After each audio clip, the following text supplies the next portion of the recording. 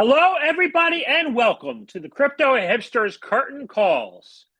This is your host, Jamel Hassan, the Crypto Hipster, where I am bringing you a compilation. The Crypto Hipsters Curtain Calls are a series of compilations of 4 or more clips from podcasts from season 6, 7, and 8.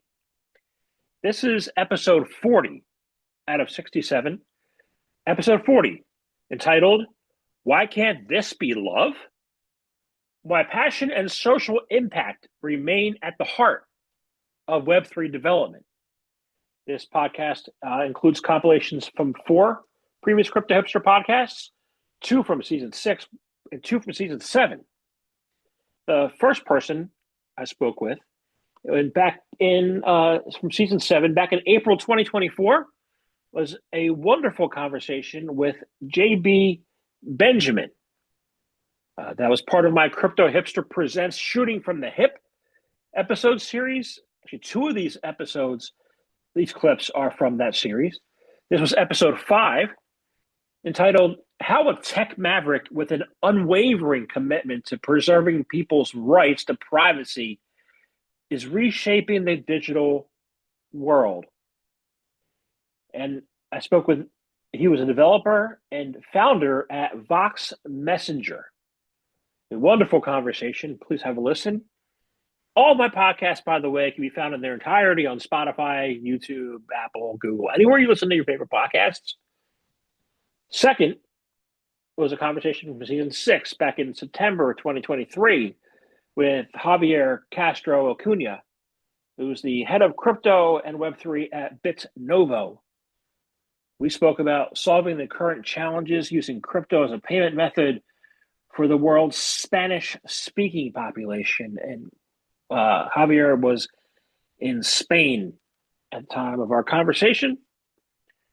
The third clip was a wonderful conversation with Ugochukwu Aronu.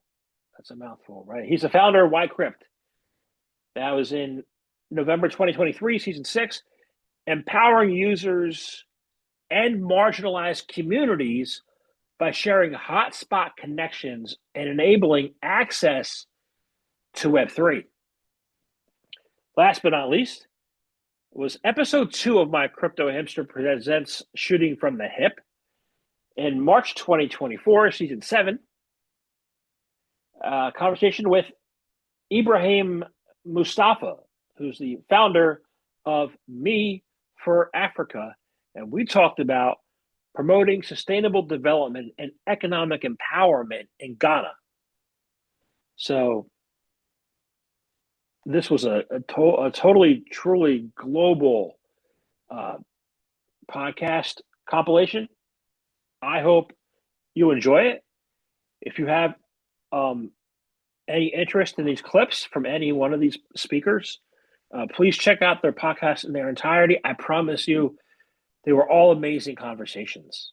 So, again, episode 40, entitled, Why Can't This Be Love?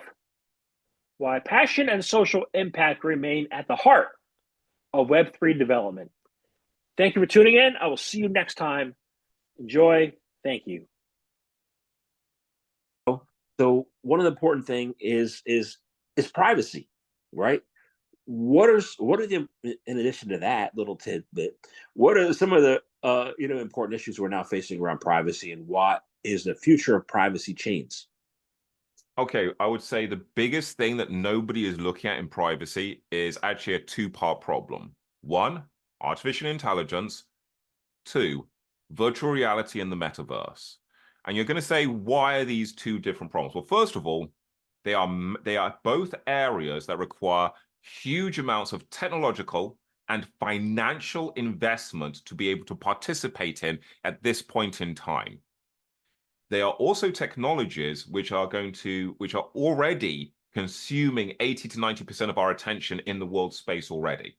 They're already consuming, AI, for example, is already consuming something like 40% of all world investments, if not more right now. And that's even before we start talking about the energy costs. Bear in mind, and this is something that people should always remember when they're having arguments with muggles about blockchain.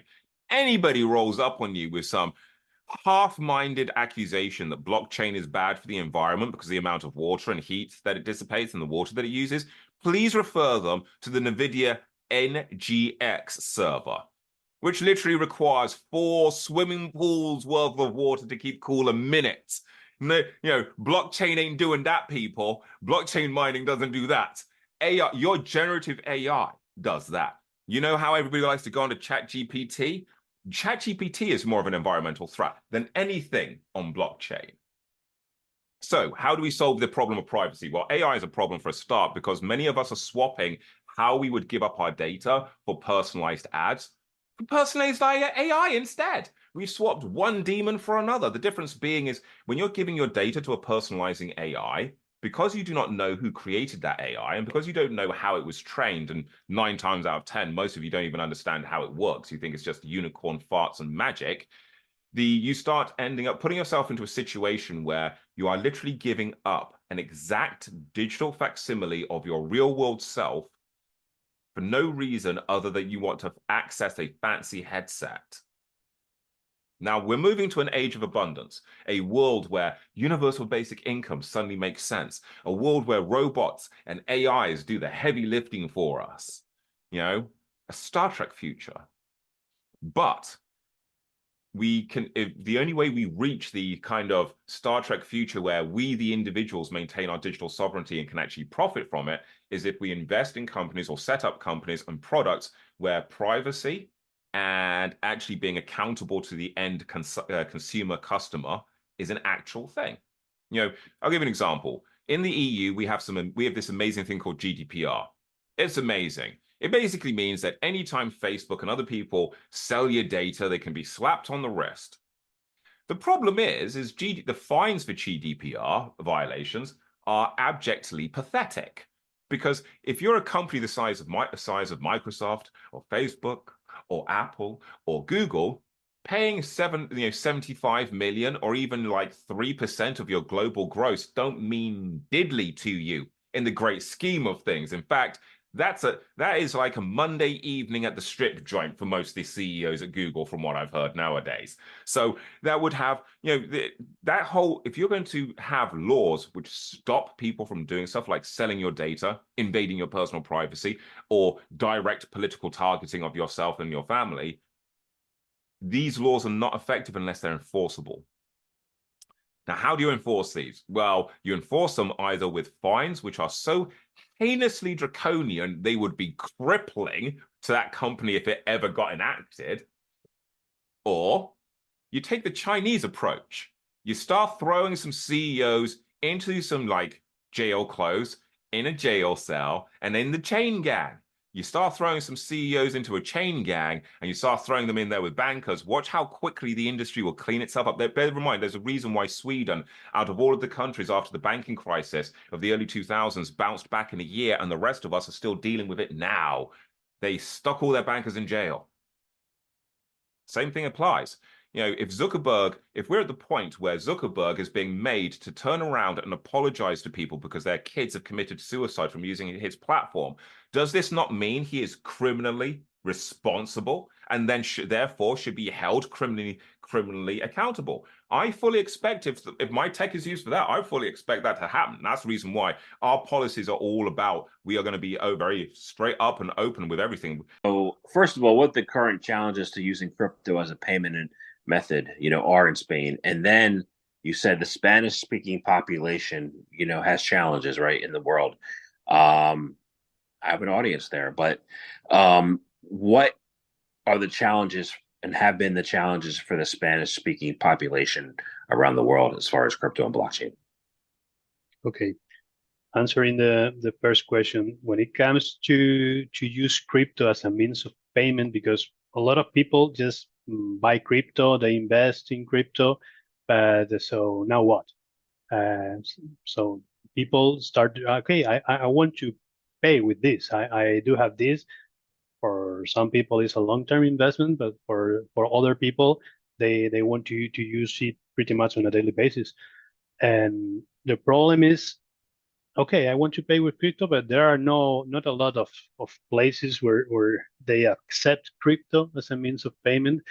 And also, there are not a lot of solutions that give you the chance to really pay with crypto. I mean, because there are other platforms, some exchanges that they issue a card, but you are paying with a card. The means of payment is they are just converting beforehand the crypto into euros, and then you're paying with euros with a Visa card. So not it's not the transaction is not on the blockchain. So it's really you're not paying with crypto. They are converting your crypto into euros, but you're not really paying with crypto. That's why we build this solution. So you go with your wallet and you scan the QR code, and you're really sending the crypto to a different wallet. And on the background, we are making the conversion. We are making the settlement to the stores in euros if they prefer. Some other prefer a percentage in crypto or just stable coins. But I would say that the main problem is there are not a lot of solutions that offer but a real crypto payment. So here, I like to say that, to think that our goal, our aim at Bitnovo is like in the same way I mentioned earlier. You go to store and you see the sticker with a Visa, MasterCard. I'd love to see the stickers you can pay with crypto, and we're getting the interest not only from the people who want to buy, but also from the point of view of the merchandisers of the stores. It's a great solution because it's usually it's cheaper than paying with a credit card that usually charges 2-3% to the stores. And also, and I would say that this is what I would like to highlight, that this is the most important thing, is there are no chargebacks. I mean, whenever there's no fraud in there. So whenever the transaction, we give you the green light because it's already in the blockchain. The merchant can give the product, send the product from the store, and they will get their money, and there won't be a chargeback a few days later because there was some sort of fraud. So it's cheaper, is super fast. I mean, also depending, we are working with several networks. Obviously, it's going to depend on the amounts. Or I mean, you have obviously the Bitcoin Lightning for small payments, but also you can use the Polygon network, for example, or other fast networks to make small payments. So it's not transactional costs are ridiculous. So this is pretty much what we have developed in order to overcome this problem. We realize it's pretty everywhere, but here in Spain and also Europe. So that network, let's talk about that network, and let's put it in terms of United Nations sustainability goals, right? So one of their goals was, I don't know if they're there yet, but to significantly increase access to information and communications technology and strive to provide a universal and affordable access to the internet. Now, there are people who are living still in marginalized communities, that are most disproportionately affected, and that only doesn't just apply to banking, but it applies to connectedness. Why, right? Why is that the case still? And, where do you think this is headed? Okay, so I mean, when you look at certain communities that are marginalized, one of the reasons why those communities are marginalized is because the businesses that provide connection, that's internet connection to these communities, probably feel when they do their charts and their business case, maybe the analysis, they feel these communities or these particular areas might not give us as much money, right? So they don't invest in providing internet service to those people. But then it means that some way, those people still have to be connected. And that's also one of the reasons I love what Elon has done, right, with Starlink. So what he has done is that, okay, we can now share this internet to different people. We can provide the internet to large geographical areas. But the problem is, how do you still do the last mile distribution? Someone has to do it, right? For example, the big ISPs as well, they run huge cables below the ocean, right, to be able to get the internet to cities and all that. And then they now use their masts to do the last mile distribution. There are different companies that run the cables across the ocean. Then the ISPs do the distribution. So that's the same thing we're doing here. Elon has done the, satellite internet. It's available.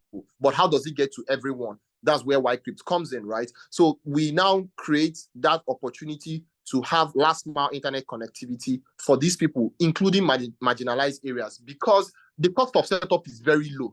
For the big ISPs, I don't really blame them a lot because it costs them a lot of money to set up. But with our kind of technology that has been miniaturized, you can now set up with a fraction of that cost, right? Like a very huge, less than maybe 0.01% of that, a small fraction of that cost, and you still provide good and valuable internet service for people in those marginalized areas. So yeah, the reason that is existent till now is that these big ISPs or big companies don't see the financial value in those areas. But now, regular people can now do it, right? With your Starlink and your Wicrypt, you can distribute, at scale.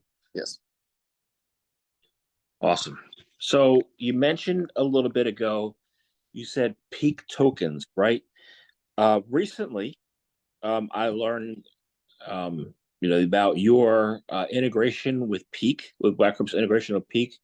How will your integration help provide those opportunities to these communities?